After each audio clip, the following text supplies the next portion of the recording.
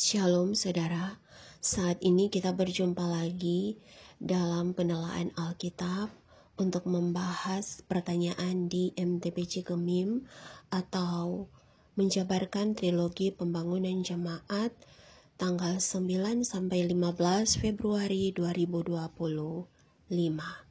Dasar dari pembahasan ini adalah Kitab Ulangan pasal 31 ayat 9 sampai ayat 13 di bawah judul pembacaan hukum Taurat setiap 7 tahun dan di bawah tema mingguan mendengar firman agar hidup takut akan Tuhan.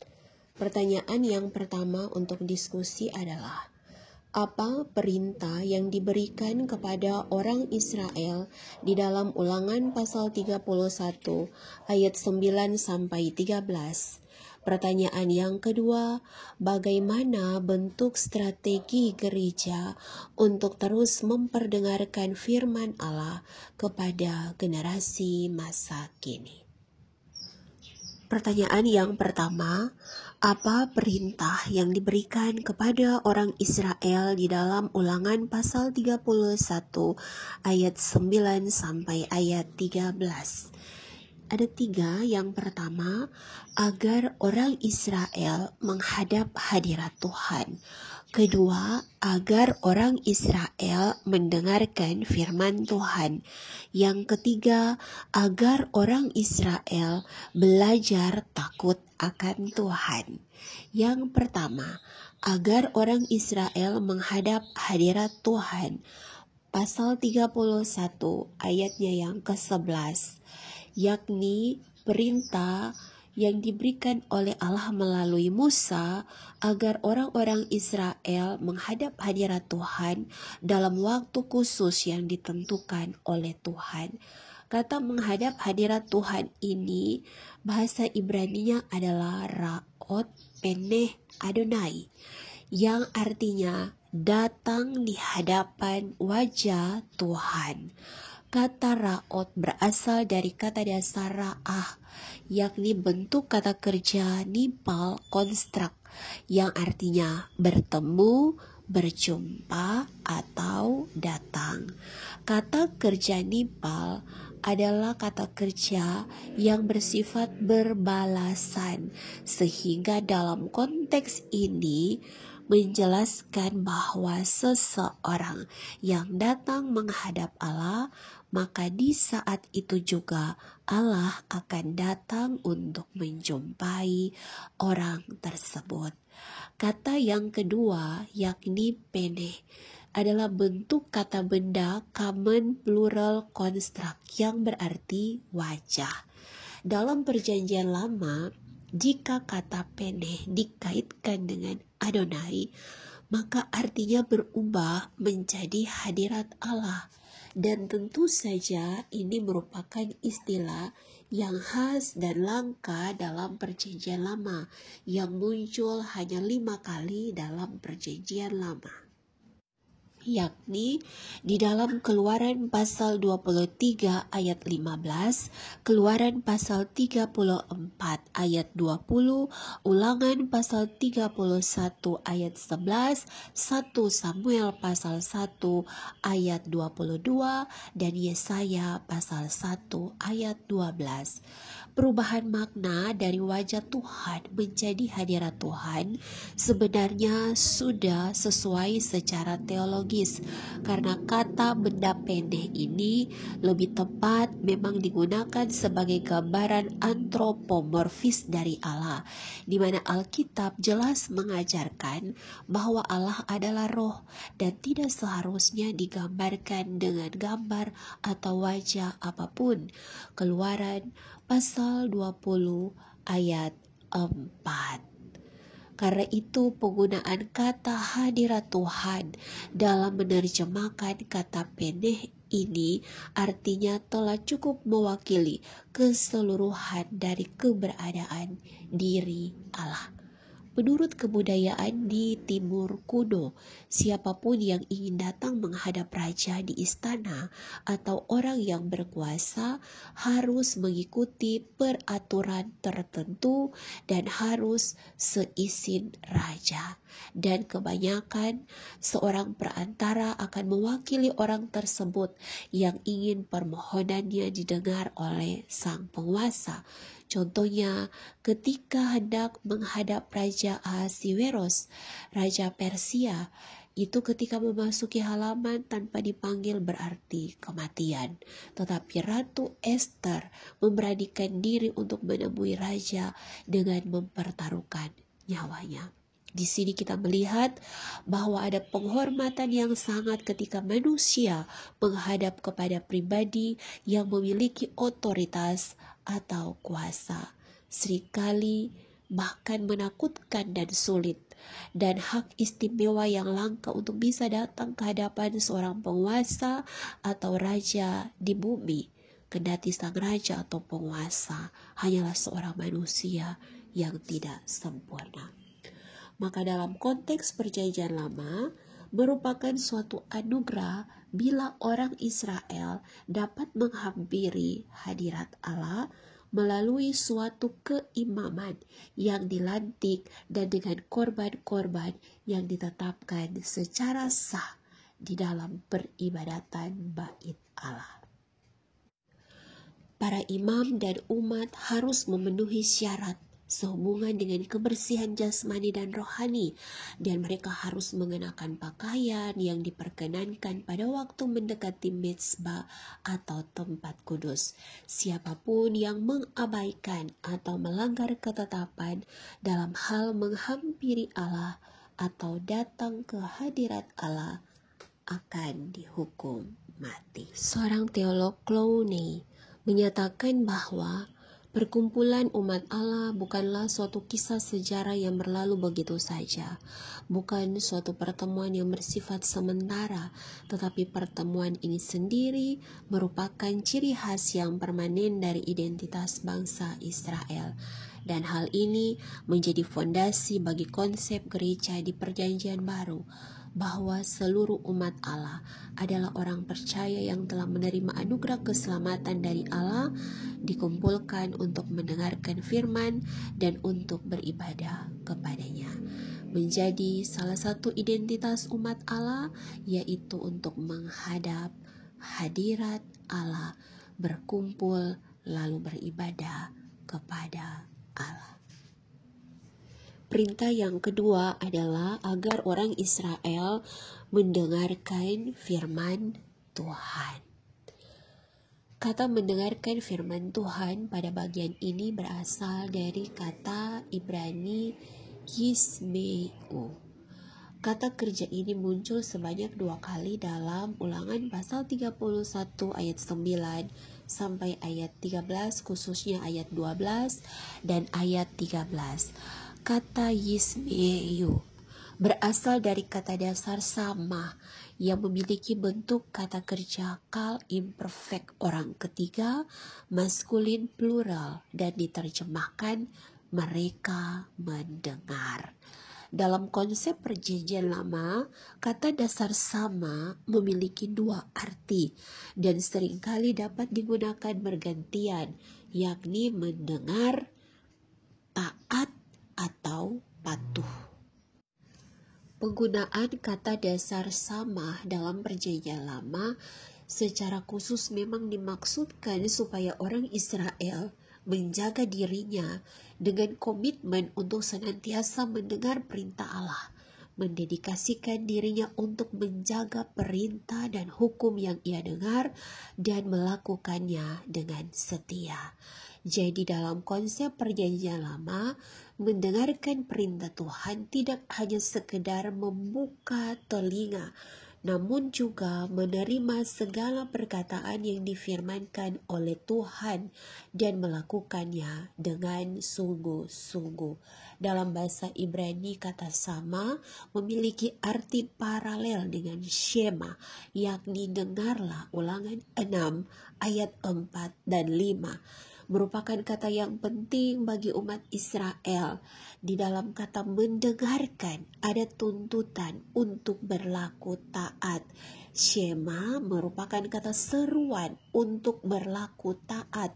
Maka pengakuan iman Israel didahului dengan kata dengarlah atau Shema, hai orang Israel. Tuhan itu Allah kita, Tuhan itu esa. Kasihilah Tuhan Allahmu dengan segenap hatimu dan dengan segenap jiwamu dan dengan segenap akal, segenap kekuatanmu. Pada umumnya orang Yahudi mengajar anak-anak mereka Shema setelah mereka belajar untuk berbicara. Ini adalah sebuah karakter penting untuk orang Yahudi yang memperlihatkan komitmennya kepada Tuhan.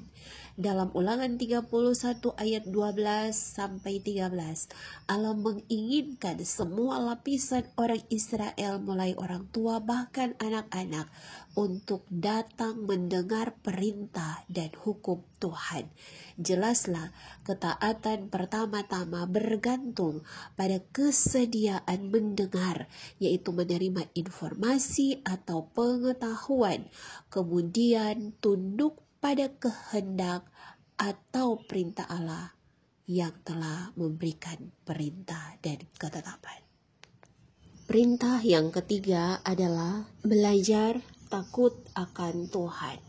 Pada bagian ini Musa memberi perintah agar orang Israel belajar takut akan Tuhan. Kalimat Ibrani yang dipakai adalah lamdu leira et Adonai Elohim, yang muncul sebanyak 2 kali pada ayat 12 dan ayat 13. Lamdu berasal dari kata dasar lamat yang merupakan kata kerja kalau konsep perfect orang ketiga, common plural, yang berarti mereka belajar. Kata dasar lamat dalam perjanjian lama paling sering dikaitkan dengan proses belajar mengajar. Secara harafiah, lamat berarti mendorong lembu agar dia terus berjalan. Kemudian kata tersebut digunakan untuk menegaskan bagaimana membuat seseorang mengetahui sesuatu, sehingga lamat artinya menyebabkan belajar atau mengkondisikan diri untuk belajar, yang merupakan indikasi bahwa pengajaran Alkitabiah tak dapat dipisahkan dari proses untuk belajar. Seseorang yang menjadi guru atau pengajar belum dapat dikatakan mengajar sampai seseorang yang diajar itu mau untuk belajar. Sehingga arti dari kata lamat adalah mengembalikan kebenaran ke asalnya. Selanjutnya kalimat yira et Adonai Elohim yang diterjemahkan takut akan Tuhan. Yira artinya perasaan penuh kengerian. Hal ini dimaksudkan sebagai perasaan yang menyadari kedahsyatan Tuhan. Umat Tuhan harus takut akan Allah bukan karena ancaman, seakan-akan Tuhan itu pribadi atau makhluk yang jahat yang mendatangkan teror. Namun takut akan Tuhan muncul akibat memiliki pengenalan yang benar akan Dia dan memiliki pengalaman yang nyata dengannya. Pada titik inilah orang Israel dalam Ulangan 31 ayat 12 sampai 13 diharapkan dapat mengerti sepenuhnya bahwa sikap takutnya akan Allah harus didasari oleh pengalaman dan pengenalannya akan Allah yang benar. Takut akan Tuhan berarti merasa gentar atau segan terhadap yang maha tinggi, maha mulia, maha kudus, dan maha kuasa. Ini merupakan ketakutan yang kudus, di mana sikap ini adalah dampak dari pengenalan orang percaya akan Allah yang hidup. Robert Alden memberikan komentarnya bahwa kata takut di sini sebenarnya tidak berkonotasi negatif, malah seharusnya merupakan sebuah sikap yang positif terhadap Tuhan. Kalau kita sudah berbuat salah, maka kita patut takut. Tetapi kalau hubungan dengan Tuhan itu baik, maka istilah yang lebih baik adalah hormat. Takut akan Tuhan adalah wujud ketakutan yang sehat. Artinya sebagai umat, Israel harus menghormati Dia, patuh dalam penghakimannya atas dosa-dosa, berpegang pada hukumnya, mengenali Tuhan yang absolut dan memuliakannya. Takut akan Tuhan akan membawa umat Israel pada Tuhan, bukan malah menjauh darinya. Takut akan Tuhan berarti merasa gentar atau segan terhadap yang maha tinggi, maha mulia, maha kudus, dan maha kuasa. Ini merupakan ketakutan yang kudus, di mana sikap ini adalah dampak dari pengenalan orang percaya akan Allah yang hidup. Robert Alden memberikan komentarnya bahwa kata takut di sini sebenarnya tidak berkonotasi negatif, malah seharusnya merupakan sebuah sikap yang positif terhadap Tuhan. Kalau kita sudah berbuat salah, maka kita patut takut. Tetapi kalau hubungan dengan Tuhan itu baik, maka istilah yang lebih baik adalah hormat. Takut akan Tuhan adalah wujud ketakutan yang sehat. Artinya sebagai umat, Israel harus menghormati Dia, patuh dalam penghakimannya atas dosa-dosa, berpegang pada hukumnya, mengenali Tuhan yang absolut dan memuliakannya.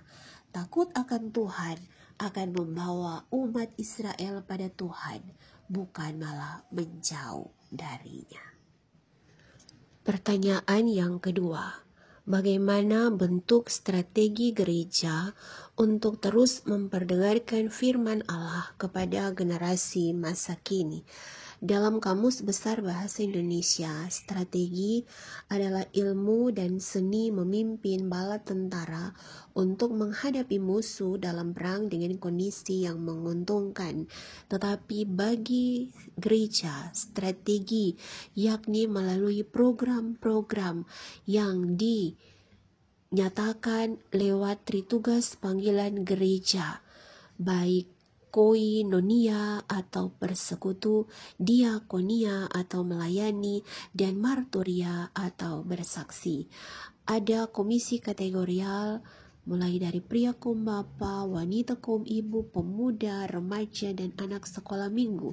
Masing-masing juga memiliki program-program yang kreatif, yang inovatif, yang kemudian menjadi tanggung jawab dari para pelayan khusus, bahkan para pelayan perangkat pelayanan UPK yang dipilih, tapi juga guru-guru sekolah minggu untuk mengajarkan bagaimana mendengarkan firman, tapi juga belajar takut akan Tuhan. Tetapi juga dalam ibadah-ibadah kolom atau ibadah-ibadah minggu di gereja, atau lewat pelayanan ibadah penghiburan, di ibadah-ibadah pemakaman, ataupun lewat pelayanan pastoral, kunjungan, hari ulang tahun, atau konseling-konseling yang diberikan. Itu juga cara bagaimana firman itu terus diperdengarkan. Bahkan sinode Gemim melalui bidang data dan informasi, mereka melakukan pelayanan firman melalui media sosial, apakah melalui Facebook, Instagram, atau YouTube, mulai dari renungan harian, bahkan firman-firman seperti juga khotbah-khotbah mingguan berdasarkan MTPJ Gemim. Dan karena itu, hal-hal inilah yang diharapkan bersama untuk kemudian memberikan dasar dan pengenalan yang benar agar umat, pada umumnya gereja, mendengar firman dan hidup takut akan Tuhan. Demikian pembahasan pertanyaan MTPJ Gemim, dan karena itu sampai baku dapa lagi. Damai di hati, Shalom.